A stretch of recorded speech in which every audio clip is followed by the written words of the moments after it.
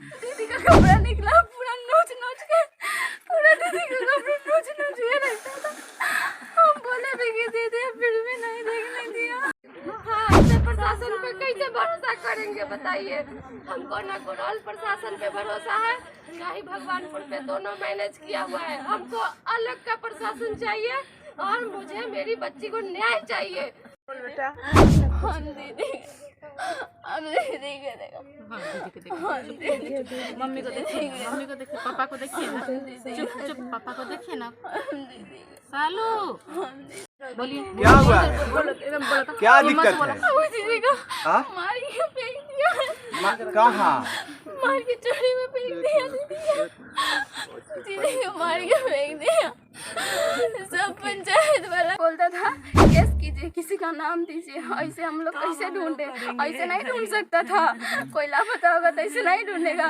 जब हम लोग को पता रहता कि कौन ले गया है तो हम लोग पुलिस खुद ढूंढ लेते हैं, खुद ढूंढ लेते, हम लोग पूछ लेते। आवेदन नहीं दिए। देख लीजिए, आवेदन लेने के बाद भी गुरौल प्रशासन ने कहा कि आवेदन आपने नहीं दिया है। उसके बाद ये क्या करती है कि माननीय यहाँ के जिला के एसपी साहब को एक आवेदन देती है और जो भी आरोपित हो उसमें उसको पकड़ाए तो जेल नहीं, उसका फांसी का सज़ा होना चाहिए। अगर फांसी का सज़ा नहीं होता है तो जो भी परिवार में हम बचे हुए, अब तो 3 सदस्य, हमने मेरे 2 ही बेटी थी, हम बेटा का आस्था नहीं किए, दोनों बेटी पर ही रह गए और एक बेटी तो चली गई, एक बेटी और एक पत्नी और मैं है। अगर ऐसा नहीं होता है तो हम तीनों आदमी आत्महत्या कर लेंगे। कि हमको इतना परेशान करता है ना कि मन करता है कि न जीने का मन करता है न मरने का मन करता है, वैसा परेशान करके रखा हुआ है।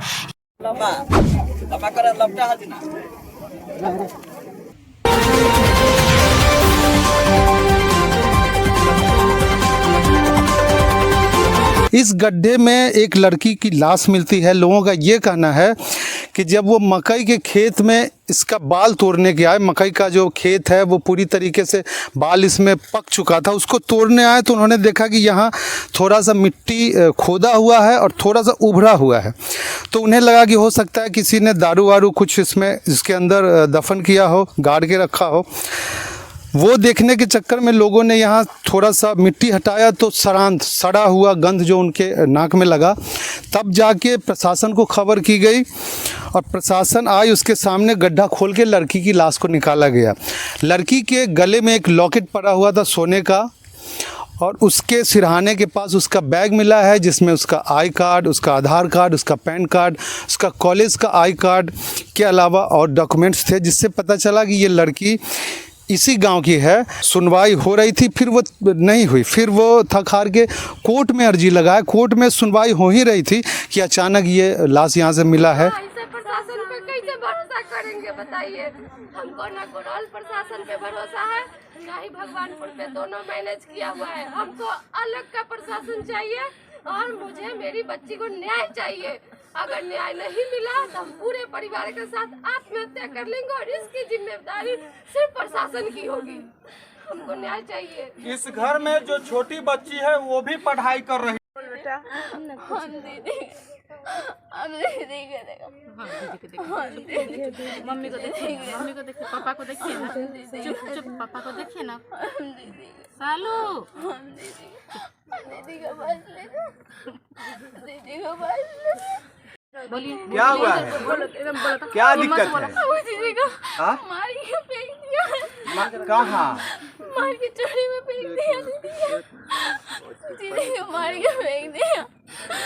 सब पंचायत वाला को हम बोले थे कि दीदी के किडनैप किया है, इसको बोले दीदी लगा नहीं, दीदी के लगा देगा। वो बोला नहीं लिया है, ये कुछ नहीं किया है, उसको जाने दिया। हम लोग को बोला दीदी तो साथ के साथ भाग गई। हम लोग तो साथ के साथ भागे, तो ला के दे, फिर ला के नहीं दिया। बोला मार के तो समझो। अजीत सिंह बोला बेटी को पढ़ाया क्यों, लड़की को क्यों पढ़ाया। उसकी बेटी अभी टीचर में जॉब करती है, वो अपना बेटी को क्यों पढ़ाया है। मेरी दीदी का अभी तो सब बोला। कौन बोला कि भाग गया? कौन बोला भाग गया? हम सब बोला पंचायत में कि दीदी भाग गया, दूसरा के साथ भाग गई। वो लड़का को हमें बुलाए, वो लड़का बोल रहा था तो उसको सब मारने लगा, भगा दिया। उसके बाद हम पूछे भी वो भाग गई, तब हमको बताइए अब कैसे बोले कि भाग गई। उससे नहीं हुआ तो फिर बोला वो घर से फिर 6 महीना बाद एक लड़की भागेगी। वो लड़का हमको मामा जी को फ़ोन करके बोला कि जो भागी है उसकी बहन भाग जाएगी फिर से। मामा जी मेरे डांटे, उस दिन से उनके पास नहीं गया है और नहीं फ़ोन किया है। सब पंचायत वाला मिल के मामा जी है, दीदी अजीत सिंह टीचर है, बेटी को देख लीजिए, एक मानवता को शर्मसार करने वाला घटना। देख लीजिए ये लॉकेट वहाँ भी बरामद है। ये लॉकेट को हम दिखाना चाहेंगे, बाबू थोड़ा सा लॉकेट दिखा देना कैमरा पे। ये देख लीजिए एसबी इस लॉकेट पे लिखा हुआ है और उस पे भी एसबी संजना भारती और सालू भारती। ये लॉकेट भी उस वहाँ पे मौजूद है और वो थाने में जमा है, गले में मौजूद था। तो खुदारी से काट के निकाला गया। देख लीजिए, और उसके बावजूद भी प्रशासन क्या कहे कि ये तुम्हारी बेटी नहीं है। तो आप पूछे नहीं कि आखिर किसका लाश है और आपके थाना अध्यक्ष में ये लाश क्या कर रहा है? तुम दफना दिए हो। हमने बोला पहले कागज लेके आओ, उसके बाद हम देंगे लाश। हम मम्मी को बोलते कागज लाने के लिए बोले हमको लाश दिखाया। जो थाना को पैसा वैसा देने जाता होगा मिला हुआ वो थाना उसका मिल के अलग का है, अलग का है, मैनेज किया हुआ है। कौन मैनेज किए हुए हैं? जो आरोपी है।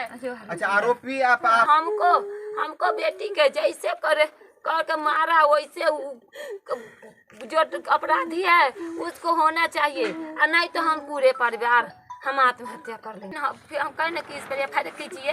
जब कहे कि आप को आवेदन दिए हैं तो बोला कि नहीं दिए ऐसा कर लिया। तो हम लोग को कुछ समझ में नहीं आया, फिर हम चले बोला कि नहीं दिए, आवेदन नहीं दिए। देख लीजिए, आवेदन लेने के बाद भी गुरौल प्रशासन ने कहा कि आवेदन आपने नहीं दिया है। उसके बाद ये क्या करती है कि माननीय यहाँ के जिला के एसपी साहब को एक आवेदन देती है। लड़की का सब बरामद होता है। कहाँ पे सब बरामद हुआ था? हम लाश देखने गए थे। हमको थाना बोला, पुलिस वाला बोला क्या करने आएंगे। हम बोले मेरी दीदी 1.5 महीने से नहीं मिल रही है, तो तुमको पूरा विश्वास है दीदी। हम बोला हमको लाश दिखाइए, पेपर मिला आपको, पेपर दिखाइए, बैग दिखाइए। नहीं दिखा रहा था, बोला पहले कागज लेके आओ, गार्जियन को लेके आओ। हम बोले हाँ मैं पहले हमको दिखाइए, मेरे भैया है हमको पहले दिखाइए। हमको नहीं दिखा रहा था। जब मेरे घर मामा जी गए हैं तब जाके जबरदस्ती दिखाने के लिए बोला, फिर भी बोला था कि नहीं दिखाएंगे, पहले गार्जियन को लाओ, कागज लाओ। हम बोले थाना में भी गई थी मम्मी। बोला कौन थाना गई थी? हम ले आप लोग कहाँ से आए हैं? तो गुरौल से आए। हम लोग गुरौल भी गई थी मम्मी, भगवानपुर गई है, परसों गई है, वकील से बात भी किया। वो बोला जब आएगा तब हम जाएंगे, अभी नहीं आया केस तो हम कैसे जाए। हम लोग उससे पहले भी मम्मी जाती थी, फिर भी बोलता था केस कीजिए, किसी का नाम दीजिए। ऐसे हम लोग कैसे ढूंढे? ऐसे नहीं ढूंढ सकता था। कोई लापता होगा तो ऐसे नहीं ढूंढेगा। जब हम लोग को पता रहता कि कौन ले गया है तो हम लोग पुलिस खुद ढूंढ लेते, खुद ढूंढ लेते, हम लोग पूछ लेते। वो बोला पहले कागज ला के दो तब देंगे। दीदी का कपड़ा निकला पूरा नोच के, पूरा दीदी का कपड़ा नोच के रहता था। हम बोले भी कि दीदी फिर भी नहीं देखने दिया, थाना पे भी गए फिर भी नहीं देखने दिया। बोला तुम्हारी दीदी नहीं है। उससे पहले भी पुलिस वाला लाश नहीं निकाल रहा था। वो बोल रहा था कि लाश नहीं है, कपड़ा है। वो बात खत्म करना चाहता था, फिर भी सब जबरदस्ती किया है।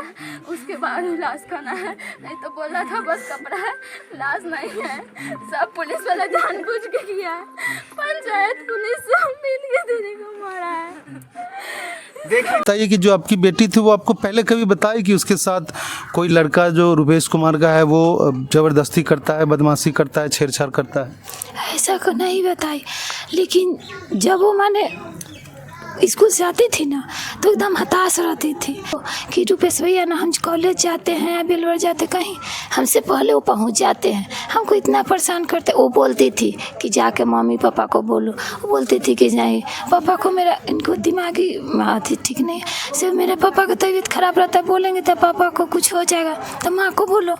माँ झगड़ा करेगी जाके, फिर पापा जान जाएंगे।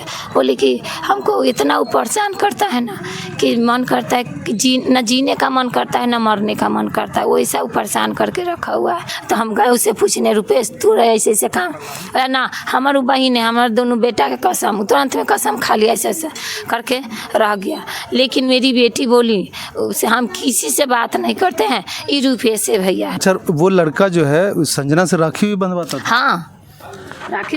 ये शर्मसार कर देने वाली घटना है कि एक तरफ एक इंसान एक लड़की से राखी बंधवाता है कि तुम हमारी बहन हो, और दूसरी तरफ इतना बड़ा कांड। हम चाहते हैं उस अपराधी को, मेरी उस अकेले का तो काम नहीं, वो गैंग रेप किया है। गैंग रेप करके मेरी बेटी को मार दिया। पूरे गैंग को पकड़िए और उसको जेल नहीं होना चाहिए। जेल हुआ 3 महीने में, छूट गया कि नहीं छूट गया, वो फिर छूट जाएगा, फिर वो जेल से आएगा, फिर दूसरा तीसरा कांड करेगा।